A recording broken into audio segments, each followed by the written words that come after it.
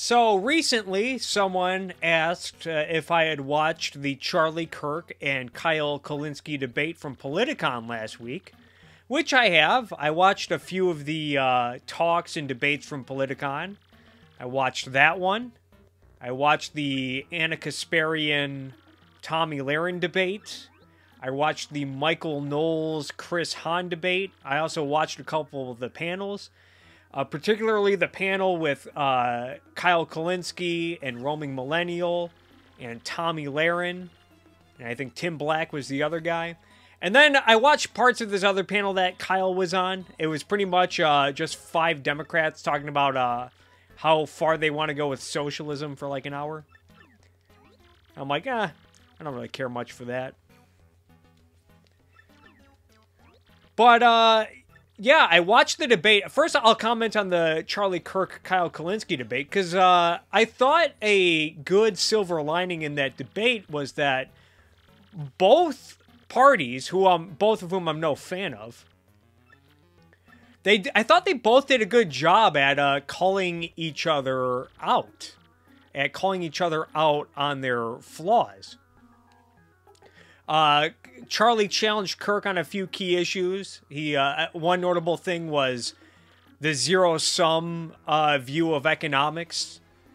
And basically he called him out. He said, yeah, Bernie Sanders and all these socialists are motivated by envy. And he asked, Charlie Kirk said, when we talk about taxes, do you think money belongs to individual Americans, or do you think it all belongs to government?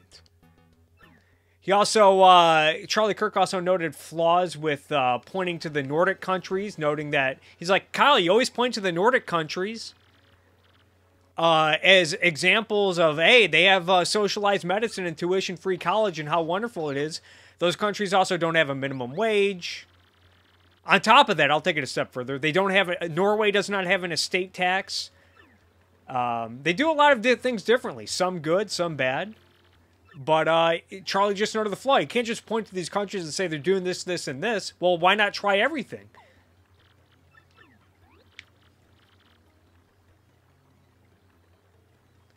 On the other hand, Charlie spent a lot of time cheerleading for Trump.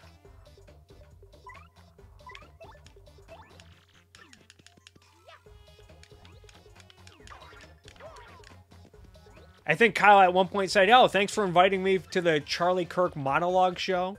And he pointed out, I think Kyle rightfully pointed out the fact that Charlie is a huge cheerleader for Donald Trump.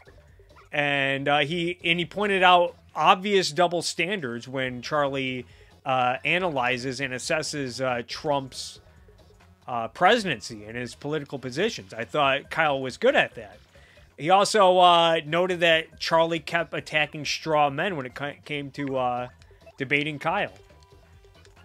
He kept wanting to prop up these straw men to win the debate, and Kyle wasn't having it. So I thought on that end,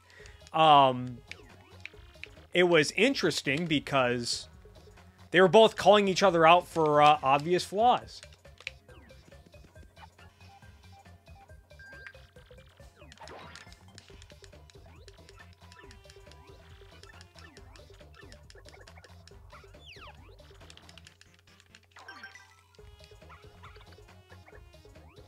But overall, I thought the debate was kind of a wash. There was not a real clear winner in that debate at Politicon. I think time will tell, because Charlie did spend a lot of the time cheerleading for Trump and talking about how great the economy is and how great the jobs numbers were. That was another thing Kyle said in the beginning was Charlie kept bringing up the jobs numbers, like, oh, black unemployment is at an all-time low, and Latino business ownership is, like, all these bumper sticker talking points that Charlie always brings up. And Kyle just cut him off and said, hey, Charlie, I don't really care about identity politics, so I don't really care about these numbers. And thought that was another way of saying, like, Charlie Kirk and TPUSA, they're always railing against identity politics, and then they play identity politics.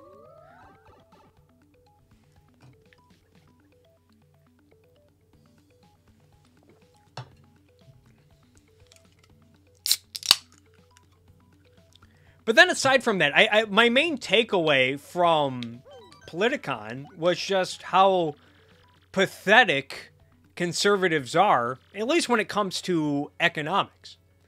When it comes to economics, it's clear that conservatives really don't care about capitalism. And I talk about this a lot, and maybe it's repetitive, but what else are conservatives good for other than economics?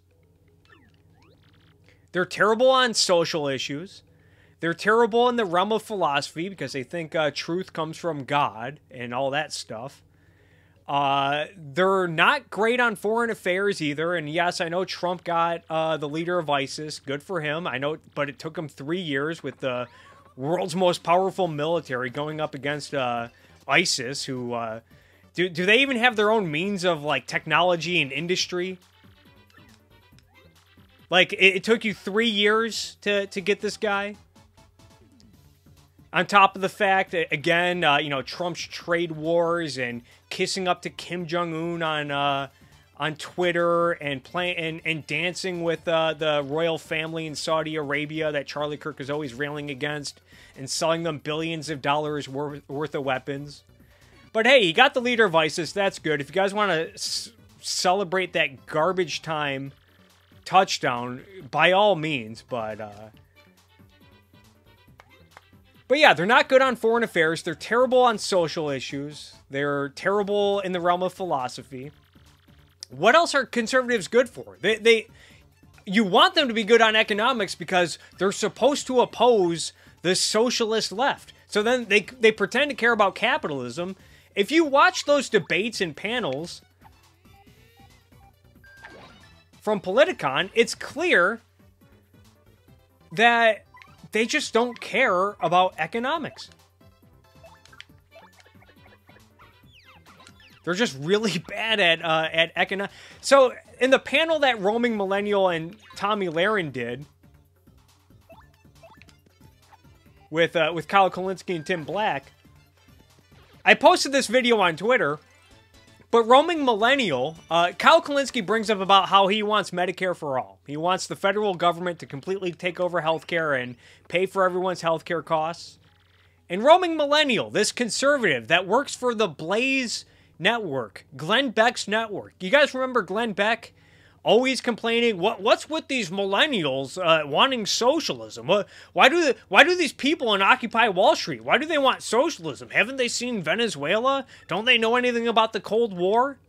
That Glenn Beck, the same Glenn Beck that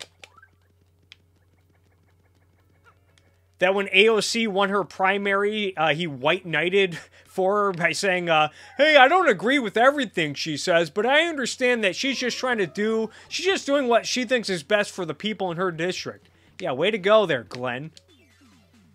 Way to stand up. So, Roaming Millennial, she's a host for the Blaze Network. She's a conservative. She is presented as opposition to left-wing politics, which includes socialism. And when she's on a panel with someone who says they want to more than double federal spending and take over, nationalize the healthcare industry, what's her response? Her response essentially was, you know, it might be easier, Kyle, if you implemented this on the state level, because I come from Canada. Our healthcare isn't nationalized, it's handled at the provisional level. It's handled by the provinces. So you might have an easier time if you got this done at the state level rather than the federal level. Might be more efficient.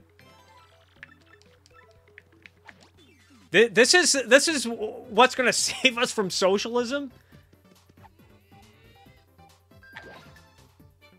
Essentially making it easier for Kyle to achieve his goals of Medicare for all. Her big argument is, hey, let's roll it out on the state level instead of the federal level. Way to go.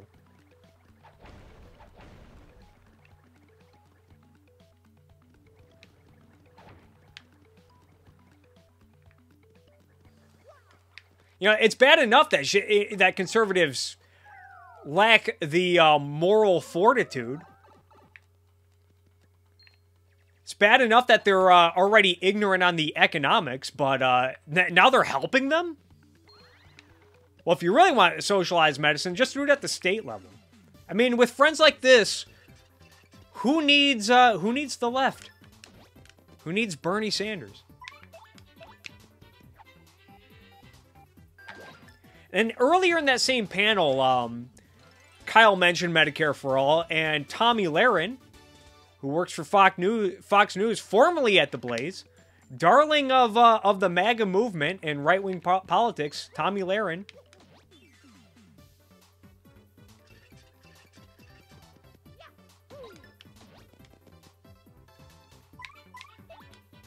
When Medicare for All was brought up earlier, she asked Kyle Kulinski, how are you going to pay for it? Which I actually don't think is a bad question, because I feel like it's somewhat implicit that you're going to take it into the direction of, yeah, you're going to have to force people to pay for it. You're going to have to force everyone in the medical industry to take pay cuts, which is what the Mercatus report said, and their analysis of Bernie Sanders' Medicare for All plan.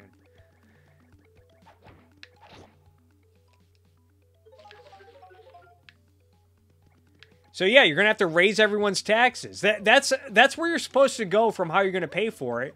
And what did Kyle do? He pointed to the Nordic countries, saying, well, Denmark and France and Norway and Sweden and the UK, they all figured it out. We can figure it out.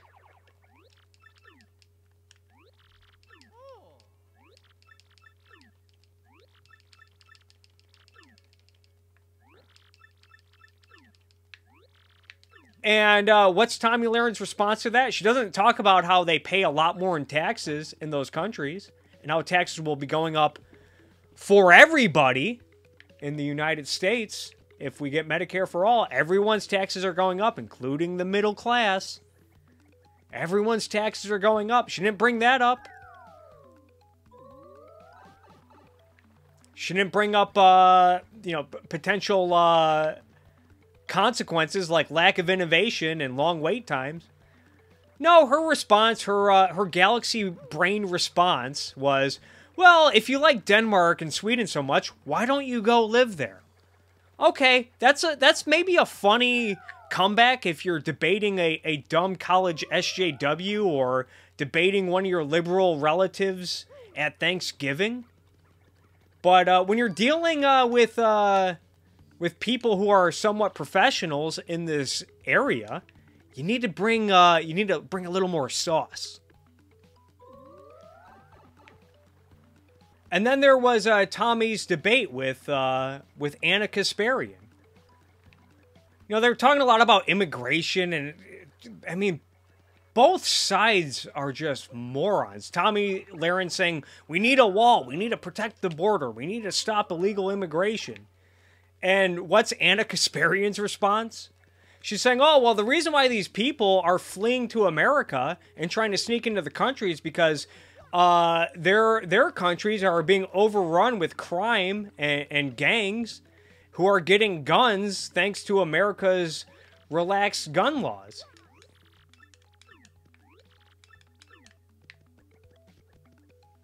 And so Anna Kasparian's solution to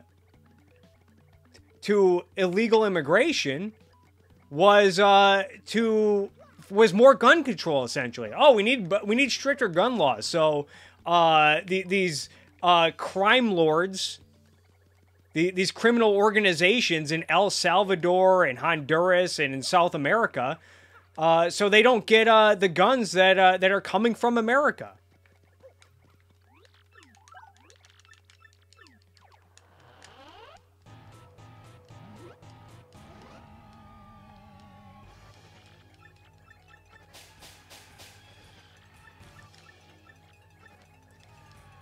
And of course, Tommy got mopped in her debate with Anna Kasparian when it came to economics, because Tommy brought up socialism and how it's the biggest threat to freedom in America. And she just sounded clueless every time Anna Kasparian brought, Anna Kasparian would say something like, you're against free college, you're against tuition-free college, but we have K through 12. We pay, that's paid for through tax dollars. Why not take it a step further? Let's pay for college too. Tomi Lahren had no answer to that. Tommy brought up how crippling taxes will scare away the rich and scare away investment. And Anna said, well, we once had a 90% marginal tax rate. In America, and it didn't scare away the rich.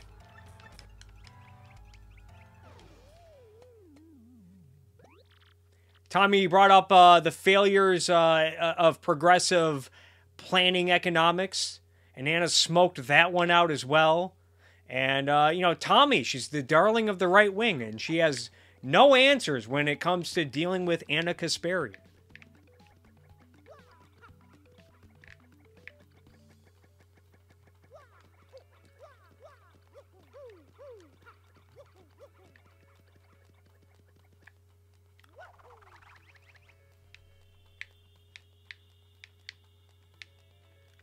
The right wing, they're so afraid of socialism. Why are these? Why are Americans embracing socialism?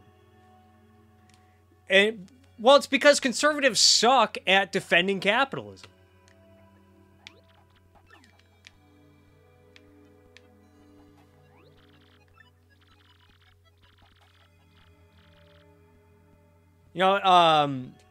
Contrast this all with the debate between Ben Shapiro and Cenk Uygur a couple years ago. Ben Shapiro mopped the floor with Cenk Uygur, and he didn't have to cheerlead for Trump. He didn't bring up jobs numbers or any of that stuff. He had a clear and consistent way of approaching politics, what government should do, and he had the economic arguments for everything that Cenk Uygur threw at him. And now contrast that with what you saw at Politicon over the weekend. The left says we want more socialism, and the opposition we're presented with, what do they have to offer? Well, why don't you move to Sweden? Well, we're fine with socialism when it comes to K through 12 education.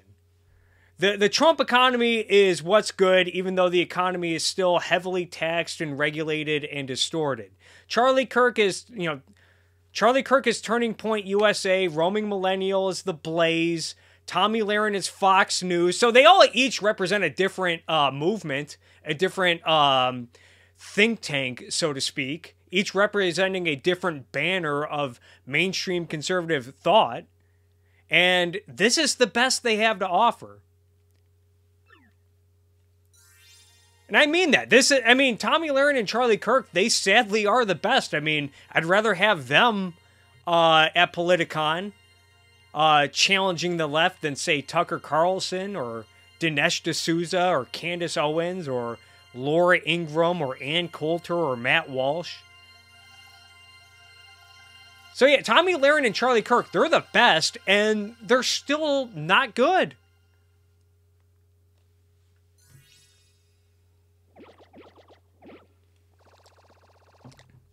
And if economics, I would probably say guns, the Second Amendment, they're good on. I'd say the overall Constitution, they don't really seem to care that much about. They pretend to care about the Constitution, just like they pretend to care about capitalism. But then when it gets in their way, then they don't really care that much about it.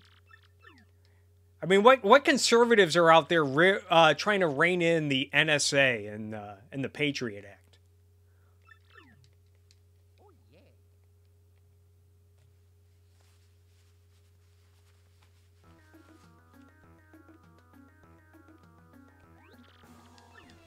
Again, they're terrible on social and cultural issues. They're terrible on philosophy. They're terrible on foreign affairs. So economics is supposed to be the one area where they're good at, and they're terrible. So what really are conservatives good for?